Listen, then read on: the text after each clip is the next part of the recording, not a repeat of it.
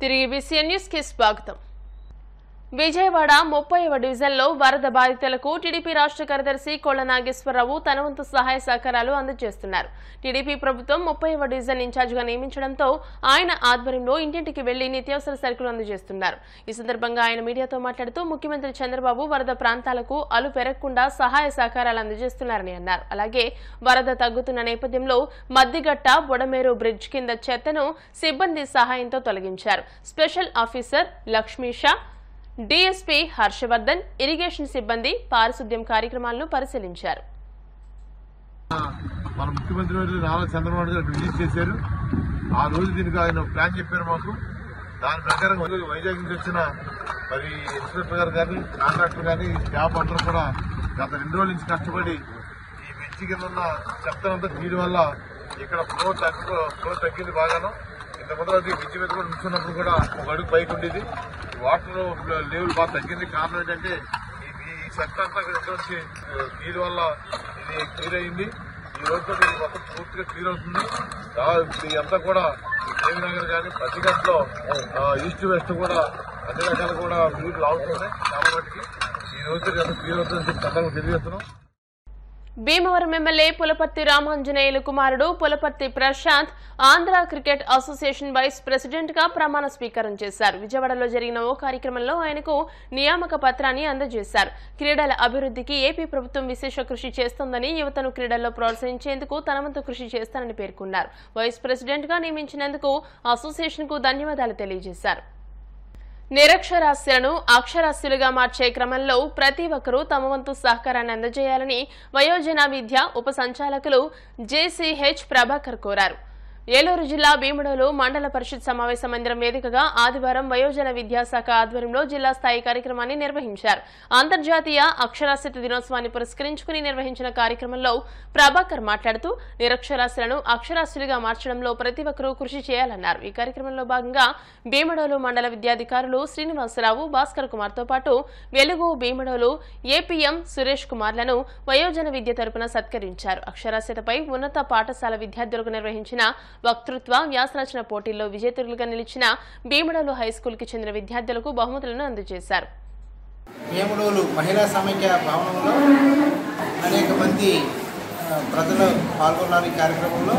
అలాగే చిన్నారులకు పాఠశాలలో అక్షరాస్యత ఆవశ్యకత మీద పోటీలు నిర్వహించి వాళ్ళలో విజేతలకు బహుమతి ప్రదానం కూడా చేశారు. ముఖ్యంగా ఈ అంతర్జాతీయ అక్షరాస్యత దినోత్సవాన్ని పురస్కరించుకుని ఈ కార్యక్రమంలో ఎంపీఓలు ఇద్దరు మరియు ఏపీఎం గారు, అట్లాగే హై స్కూల్ హెచ్ఎం గారు, అట్లాగే వయోజన విద్యాశాఖకు సంబంధించి ఏపీఓస్ ఇద్దరు, డిప్యూటీ డైరెక్టర్ గారు, నేను కూడా పాల్గొనడం జరిగింది. ఈ కార్యక్రమంలో విద్య, దాని ఆవశ్యకత, విద్య వల్ల సమాజం ఏ విధంగా అభివృద్ధి చెందుతుంది, విద్య లేని వారు ఏ విధంగా మోసం చేయబడుతూ ఉంటారు అని అనేక విషయాలు వివరించడంతో పాటు కేంద్ర ప్రభుత్వం నూతనంగా ప్రవేశపెడుతున్న బుల్లాస్ ప్రోగ్రాం గురించి వక్తలు మరి సభ్యులకు వివరించారు. చిల్లకూరు మండల టీడీపీ నాయకులు రాజశేఖర్ రెడ్డి, సతీష్ రెడ్డి వారి స్నేహితుల సహకారంతో ₹1,00,000 సీఎం సహాయ నిధికి అందజేయడం అభినందనీయమని తిరుపతి జిల్లా గూడూరు ఎమ్మెల్యే సునీల్ కుమార్ పేర్కొన్నారు. తిరుపతి జిల్లా గూడూరులోని ఎమ్మెల్యే సునీల్ కుమార్ నివాసంలో చిల్లకూరు మండల టీడీపీ నాయకులు ₹1,00,000 చెక్కును ఎమ్మెల్యే సునీల్ కుమార్ కు అందజేశారు. రాజశేఖర్ గారు, సతీష్ గారు వాళ్ళ స్నేహితులు కలిసి సీఎం సహాయ నిధికి ₹1,00,000 చెక్కు ఇవ్వడం జరిగింది. చాలా సంతోషం. ఇవన్నీ కూడా సోమవారం లోకేష్ బాబుకి తీసుకెళ్ళి హ్యాండ్ చేస్తానని చెప్పి తెలియజేస్తాం. ఇంకా కూడా ఎవరైనా సరే సీఎం సహాయ నిధికి దాతలు సహకరించి అటువంటి ఎవరైతే నివాసాలు కోల్పోయారో, ఎవరైతే ఆహారం లేక బాధపడుతున్నారో వాళ్ళందరూ కూడా ఉపయోగపడే విధంగా అందరూ కూడా మీ యొక్క సహాయ సహకారం అందించాలని చెప్పి కోరుకుంటూ భీమడోలో శ్రీమన్ మహాగణపతి 60వ వార్షికోత్సవ వేడుకలను ఉంగుటూరు ఎమ్మెల్యే పచ్చమట్ల ధర్మరాజు జ్యోతి ప్రజ్వలన చేసి ప్రారంభించారు. శనివారం రాత్రి స్థానిక గణపతి సెంటర్ శ్రీమన్ మహాగణపతి ఆలయ ఆవరణలోని గణపతి కళావేదికపై జరిగిన వార్షికోత్సవ వేడుకల్లో ఆలయ కమిటీ చైర్మన్ దత్తాడ శ్రీనివాసరాజు, గ్రామ పెద్దలు మాట్లాడుతూ భీమడోలు గణపతి సెంటర్ శ్రీమన్ మహాగణపతి నవరాత్రి వేడుకలు గత 60 ఏళ్లుగా గ్రామస్తులు దాతల సహకారంతో అంగరంగ వైభవంగా నిర్వహించడం జరుగుతుందన్నారు. ఈ కార్యక్రమంలో భాగంగా ఎమ్మెల్యే ధర్మరాజు నాగరాజును కమిటీ సభ్యులు సత్కరించారు. ఈ సందర్భంగా ఎమ్మెల్యే మాట్లాడుతూ పర్యావరణ పరిరక్షణకు సహకరిస్తూ గత 60 ఏళ్లుగా భీమడోలులో నిర్వహిస్తున్న భీమడోలు శ్రీమన్ మహాగణపతి నవరాత్రి వేడుకల్లో పాల్గొనడం సంతోషదాయకమని అన్నారు. ఈ కార్యక్రమంలో జనసేన పార్టీ భీమడోలు మండల అధ్యక్షులు ప్రతి మదన్, టీడీపీ యువనేత పుప్పాల హరీష్, రిటైర్డ్ ఉపాధ్యాయులు తుమ్మల ఉమామహేశ్వరరావు, గంధం వెంకట్రావు, భీమడోలు శ్రీమన్ మహా కమిటీ సభ్యులు, గ్రామస్తులు ఈ కార్యక్రమంలో పాల్గొన్నారు.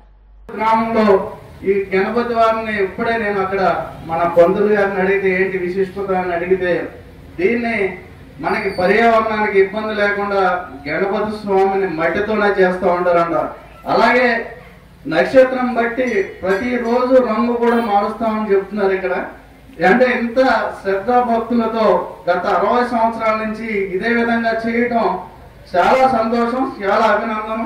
దాంట్లో నన్ను కూడా పాల్గొనడానికి ఈరోజు ఈ కార్యక్రమాలని ప్రారంభించడానికి నన్ను ఇక్కడికి ఆహ్వానించినందుకు నాకు చాలా సంతోషంగా ఉందండి. నాకు గతంలో కూడా చాలా చోట్ల మనం సాంప్రదాయబద్ధంగా పర్యావరణానికి ఇబ్బంది లేకుండా ఇలా గణపతి మహోత్సవాలు చేయాలని మన జనసేన అధ్యక్షులు అలాగే మన ఉప ముఖ్యమంత్రి పవన్ కళ్యాణ్ గారు కూడా పర్యావరణ ప్రేమికులు. దానికి తగ్గట్లుగా ఇక్కడ ఈ కార్యక్రమాన్ని నిర్వహించడం, అలాగే మనం అనేక అభివృద్ధి కార్యక్రమాలను కూడా ఆయన ఆలోచనలో గ్రామాలన్నీ కూడా అభివృద్ధి చెందాలి, మన సాంప్రదాయం ప్రకారం మన పండుగలను ముందుకు తీసుకెళ్లాలనే ఆలోచనతో ఆయన ఉండటం, దాంట్లో మీ అందరం కూడా కలిసి ఈరోజు మీ కార్యక్రమంలో పాల్గొనడం, ఇంకా అనేక విశేషతలు ఉన్న ఈ గణపతి స్వామిని మనం ఏ కోరుకున్నా మనకి కంపల్సరీ తీరుతుందని గతంలో మా మదన్ గారు ఇక్కడ తీసుకురావడం, అలాగే పెద్దలు కూడా అందరూ చెప్పారు. ఎటువంటి సహాయం కావాల్సిన ప్రభుత్వం ద్వారా ఈ ఉత్సవ కమిటీకి మేము పూర్తిగా సహకరించి ముందుకు తీసుకెళ్తామని మనస్ఫూర్తిగా తెలియజేసుకుంటూ ఈ రోజు ఈ అవకాశం కల్పించిన ప్రతి ఒక్కరికి కూడా పేరు పేరున హృదయపూర్వక నమస్కారాలు తెలియజేసుకుంటున్నాను. వార్తలు ముగించే ముందు ముఖ్యాంశాలు మరోసారి. బంగాళాఖాతంలో తీవ్ర అల్పపీడనం, మత్స్యకారులు వేటకు వెళ్లొద్దని వాతావరణ శాఖ అధికారుల హెచ్చరిక.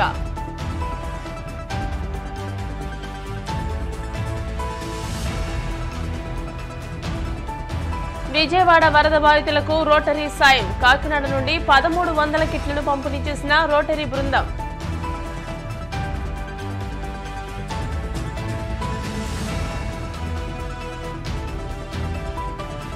విజయవాడలో మళ్లీ భారీ వర్షాలు, అధికారులను సిబ్బందిని అప్రమత్తం చేసిన హోంమంత్రి అనిత.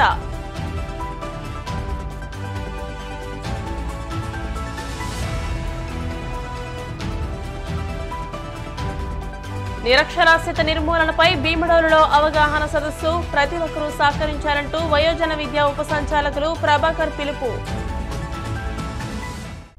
ఈ వార్తలు ఇంతటితో సమాప్తం. మరిన్ని వార్తల కోసం BCN digital YouTube channel, Facebook page ని ఫాలో అవ్వండి. అప్డేటెడ్ వార్తల కోసం ప్లీజ్ సబ్స్క్రైబ్.